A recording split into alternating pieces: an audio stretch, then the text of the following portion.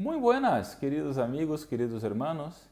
Qué alegría tener tu compañía el día de hoy para que juntos podamos hacer nuestro programa cada miércoles a las 6 de la tarde.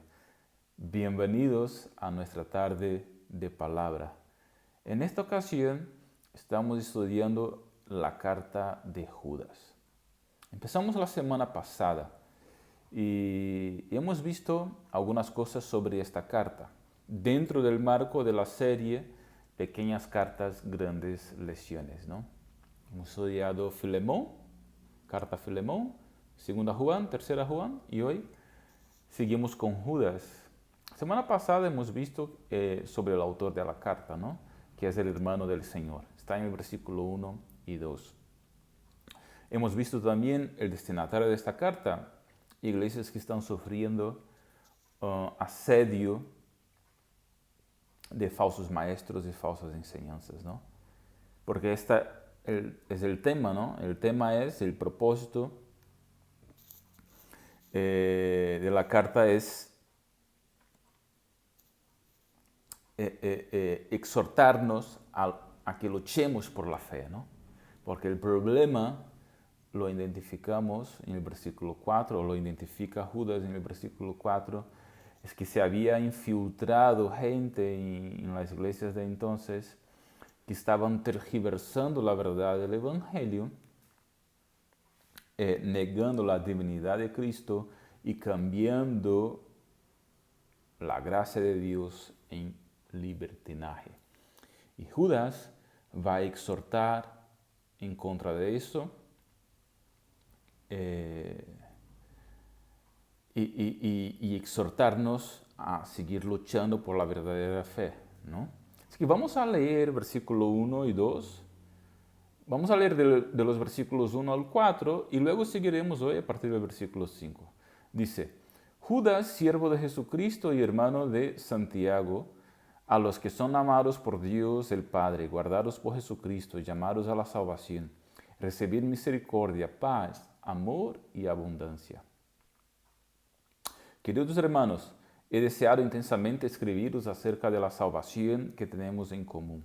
Y ahora siento la necesidad de hacerlo para rogaros que sigáis luchando vigorosamente por la fe. Ahí está el propósito de la carta, ¿no? Exhortarnos a seguir luchando por la fe. Encomendad una vez por todas a los santos, porque había un problema, versículo 4. El problema es que se han infiltrado entre vosotros ciertos individuos que desde hace mucho tiempo han estado señalados para condenación.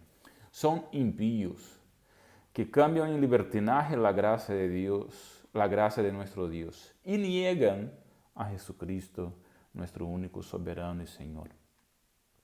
Luchar por la fe, porque hay gente infiltrada, formando parte de la comunidad, de la iglesia, pero que la verdad no es creyente, porque están cambiando el libertinaje, la gracia de Dios, y están negando a la divinidad de Jesucristo. Hay que luchar contra esto para defender la fe verdadera, para defender la verdad. Esta gente piensa que no habrá juicio contra ellos, pero Judas empieza a enseñar a partir del versículo 11 que la gracia de Dios no nos da libertad para vivir sin límites. Y cuando uno sale de estos límites, sufre la consecuencia, el juicio de Dios.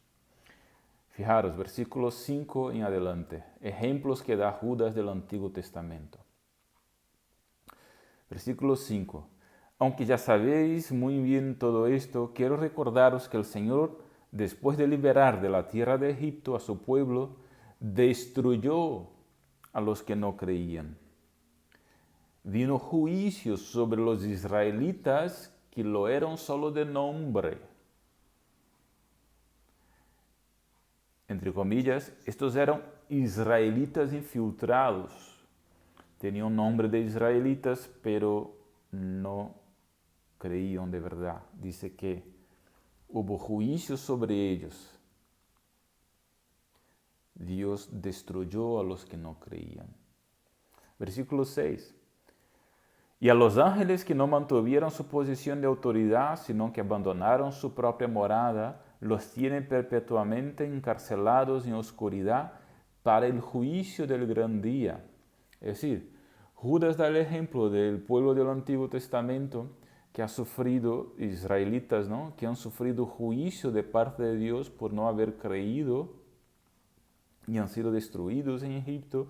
Y ahora da un ejemplo de los ángeles que cayeron antes de la fundación del mundo, porque se rebelaron en contra de Dios, ¿no? Entonces, están encarcelados para el juicio, les espera, ya están sufriendo y les espera el juicio final. Entonces, la gracia de Dios, lo que está enseñando Judas es que no nos da libertad para hacer lo que nos dé la gana. La gracia de Dios no puede ser cambiada en libertinaje, porque si no, viene el juicio. Versículo 7. Así también Sodoma y Gomorra y las ciudades vecinas son puestas como escarmiento al sufrir el castigo de un fuego eterno por haber practicado como aquellos inmoralidad sexual y vicios contra la naturaleza. Es decir, juicio sobre toda una ciudad impía.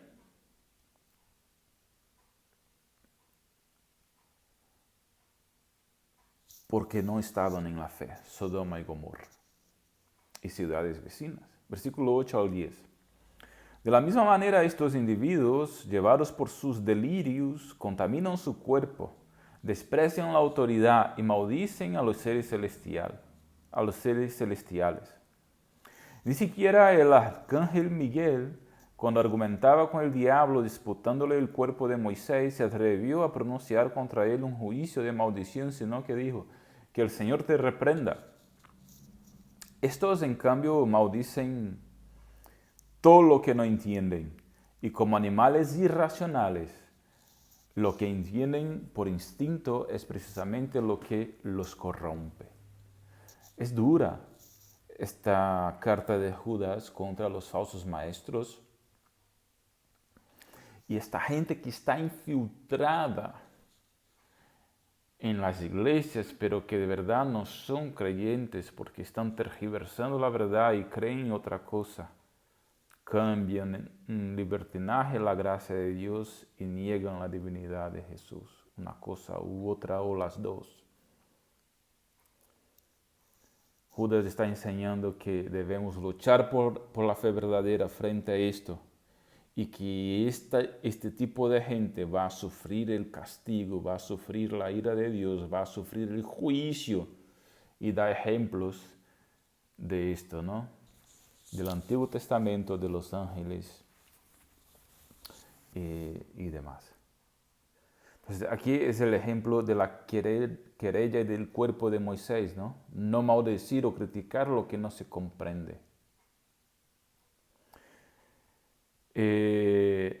Ni Miguel criticó, por así decirlo, es que más o menos lo que está diciendo Judas, ¿no? Ni Miguel criticó cualquier cosa, sino que no discutió con el diablo, sino que lo reprendió. Dijo: Señor te reprenda. Entonces, lo que tenemos que hacer también con esta gente: el Señor te reprenda. Dice el versículo 11. Hay de los que siguieron el camino de Caín. Por ganar dinero se entregaron al error de Balaam y perecieron en la rebelión de Coré. 3 ejemplos aquí: Caín, Balaam, Coré. El camino de Caín, del que busca el perdón por sus propios esfuerzos, del que intenta conectarse con Dios por medio de sus buenas obras. El camino de la religiosidad y el orgullo. Hay de los que siguieron el camino de Caín, dice Judas. Por ganar dinero se entregaron al error de Balaam. ¿Qué hizo Balaam? ¿Cuál fue el error de Balaam? El error de Balaam fue comercializar sus dones espirituales, mercantilizar la espiritualidad, por así decirlo, Es el error del que busca enriquecerse por medio de la fe ajena. Vaya, cómo esto está de moda hoy día, pero creo que siempre estuvo de moda.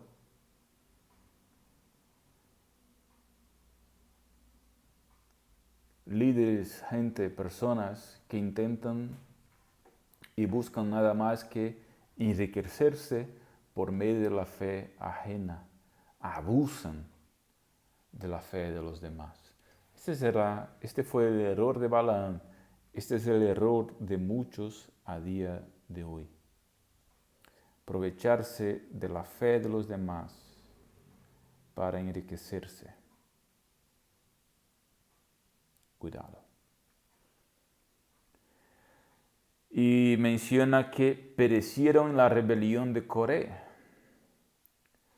¿Cuál fue la rebelión de Coré? Esto está más fácil. Coré y su familia lo que hizo fue ponerse en contra de la autoridad y liderazgo puesto por Dios, en el caso Moisés. Intentaron usurpar el liderazgo de Moisés. Esta fue la rebelión de Coré. Un intento de usurpación del liderazgo. Perecieron Coré y toda su familia.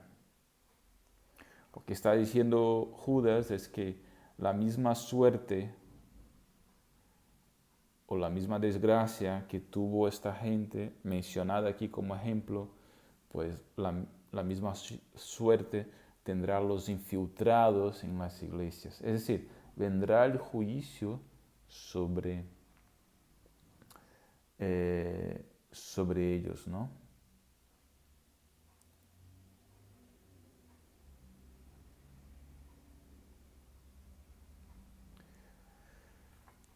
Por sus actos, todos sufrieron la consecuencia y el juicio de Dios, los ejemplos que hemos mencionado aquí, ¿no? Y se ha mencionado el versículo 5 al 11. Y igual sigue valiendo hoy en día en el Nuevo Testamento, para aquellos que niegan la divinidad de Jesús y o cambian la gracia de Dios en libertinaje. La idea es esta, ¿no? De hecho, por ejemplo, tenemos Ananías y Zafira, un ejemplo en Hechos, ¿no? Que fueron fulminados por haber mentido al Espíritu Santo.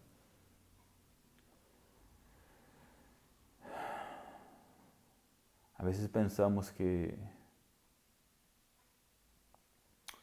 la severidad del juicio en el Antiguo Testamento era mucho más grande, pero de verdad el libro de Hebreos nos enseña que hay una severidad en el juicio mucho más grande a los que estamos viviendo ahora mismo en lo que se conoce como periodo de la gracia, aunque toda la historia de la humanidad es la historia de la gracia de Dios. Había mucha gracia en el Antiguo Testamento, igual que hay mucha gracia hoy. Había juicio en el Antiguo Testamento, igual que hay juicio hoy. Entonces, no debemos equivocarnos aquí, ¿no? O no debemos estar aquí como sin saber la verdad, por así decirlo. Lo que quiero decir es que tengamos cuidado, porque la gracia de Dios la recibimos no para tergiversarla o cambiarla en libertinaje, porque si no lo que se nos espera es el juicio.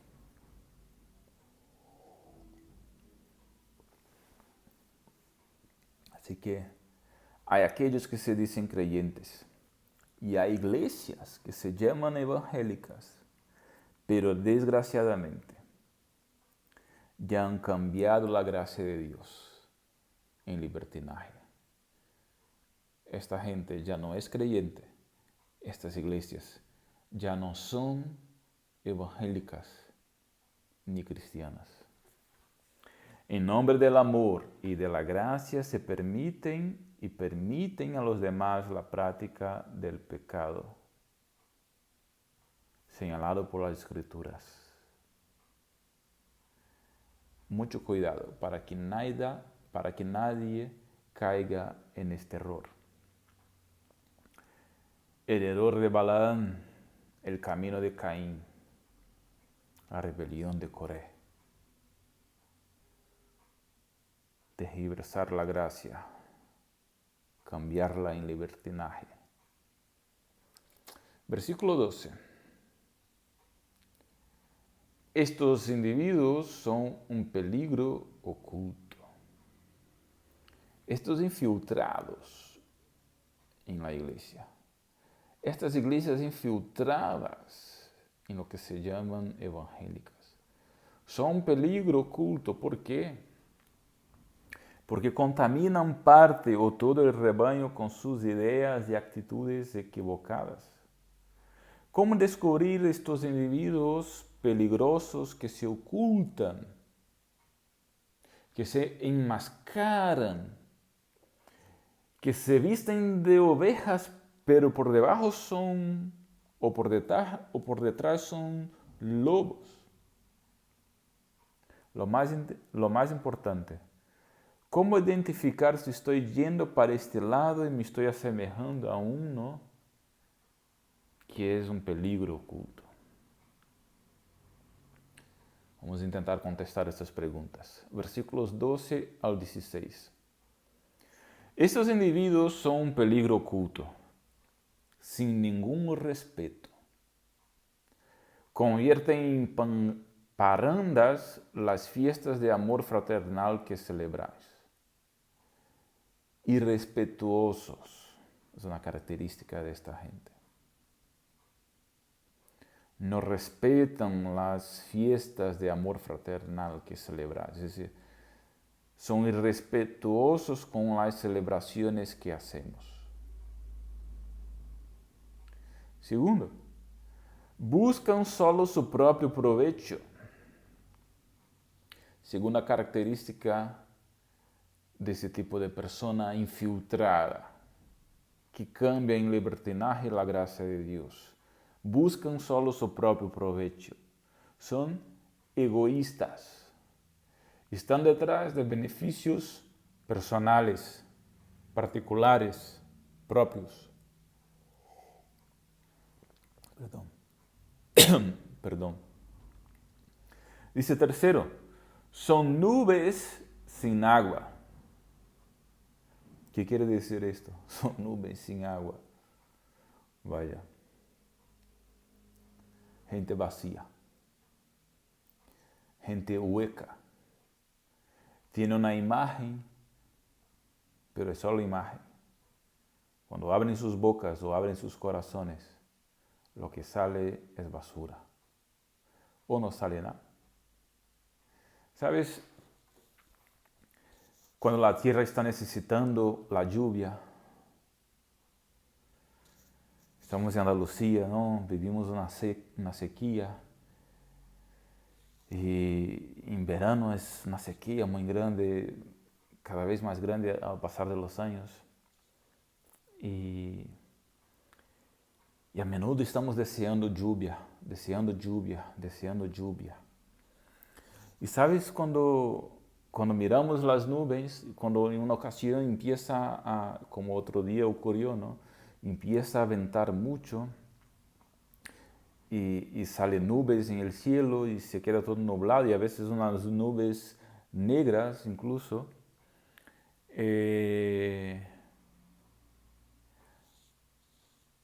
Pero pasan las horas, pasa el día, estamos esperando que caiga la lluvia, pero al final no llueve nada. Nubes sin agua. Frustración. Vacíos. Nubes vacías. Nubes sin agua. Gente vacía. Es la tercera característica, ¿no? Llevadas por el viento. Para acá y para allá. Esa es otra característica. van para acá y para allá. Cualquier viento de doctrina, cualquier movimiento están yendo detrás. No tienen firmeza, no tienen raíz, no son como una roca firme, están como la arena, movidas para acá y para allá. Otra característica, son árboles que no dan fruto cuando debieran darlo. Gente infructífera. Gente que lleva años diciéndose creyente, lleva años como miembro de una iglesia, pero cuando vas a ver su vida no tienen fruto. No tienen fruto ni cantidad ni calidad. Peligro oculto, infiltrados, gente que no frutifica. Árboles que debieran dar fruto árboles que no dan fruto cuando debieran darlo. Están doblemente muertos, arrancados de raíz. Son violentas olas del mar que arrojan la espuma de sus actos vergonzosos. ¿Sabes? Cuando hay aquella ola violenta y da en la roca y lo que queda son espumas.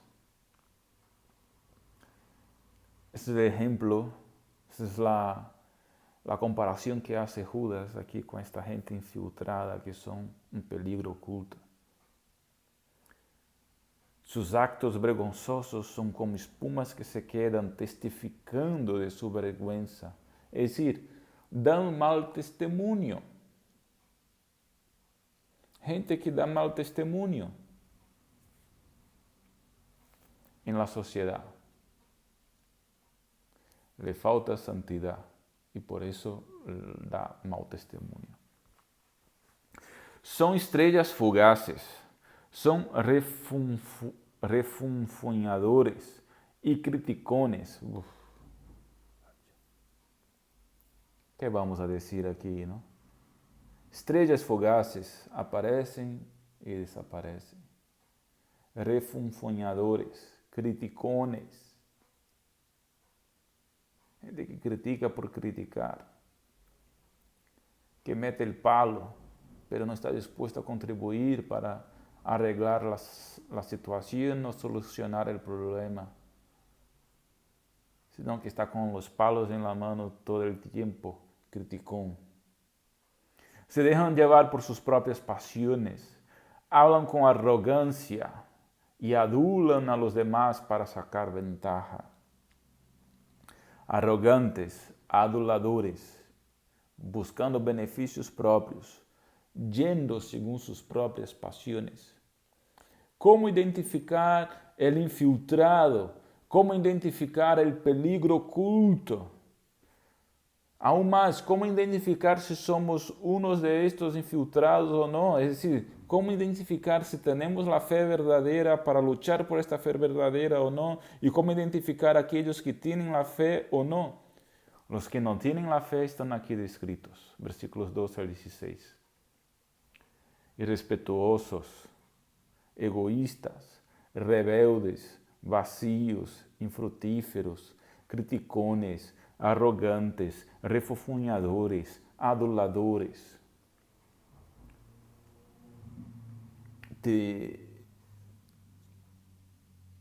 Juntamos todo esto, o algunas cosas de estas. Ahí tenemos el peligro oculto, que la verdad no está oculto, lo podemos identificar. Dice el versículos 13 al 15. Para quienes está reservada eternamente la más densa oscuridad, el juicio. También Enoc, el séptimo patriarca a partir de Adán, profetizó acerca de ellos. Miren, el Señor viene con millares y millares de sus ángeles para someter a juicio a todos y para reprender a todos los pecadores impíos por todas las malas obras que han cometido y por todas las injurias que han proferido contra él. Una vez más, está claro que el juicio de Dios vale para los que viven en la era del Nuevo Testamento. La gracia y el amor no significa ausencia de juicio. No quiero entrar aquí en el tema de la discusión del libro apócrifo de Enoch, del cual viene esta cita cogida por Judas. Simplemente nos enseña que estos libros eran conocidos en el primer siglo, ¿no? Y el hecho de que Judas lo cite no significa que este libro, conocido como libro de Enoch, era un libro inspirado. Simplemente que lo que ha mencionado Judas tuvo inspiración. ¿Sabes? Es como en el libro de Hechos, en el capítulo 16 o 17, si no me equivoco, cuando Pablo cita a uno de los poetas griegos, en él nos movemos, vivimos y existimos. No significa que el texto todo que ha escrito el poeta griego está inspirado, pero sino la cita que ha cogido Pablo pues estuvo inspirada por el Espíritu Santo. Es el mismo principio aquí, ¿no? Vale, pues vamos a terminar esta sesión. La semana que viene terminamos la carta de Judas, pero vamos a terminar hoy aquí con unas lecciones finales de lo que ya hemos visto la semana pasada y hoy. La semana que viene empezamos a partir del versículo 16, ¿no? Quiero recordar tres cosas a partir de todo lo que hemos visto. Primero, negar o no aceptar el señorío de Jesús sobre tu vida es la condenación, es el juicio. No lo hagas, querido amigo, querido hermano. Porque quien lo hace está bajo el juicio de Dios. No tiene la salvación, sino que está de camino a las tinieblas eternas, es decir, el infierno. El juicio le espera. Si este es el caso de alguien que me escucha en esta tarde, déjame decirte, conviértete a Cristo hoy mismo. Entrégate a Él para seguirle. Segundo, excusarse en la gracia de Dios para pecar también es la condenación. No lo hagas de ninguna manera. No te excuses en la gracia de Dios para continuar pecando o para disminuir la fuerza del pecado. Quien lo hace también está bajo el juicio de Dios. No tiene la salvación, sino que también está de camino a las tinieblas eternas, es decir, el infierno. Si es tu caso, déjame decirte una vez más, conviértate a la fe verdadera.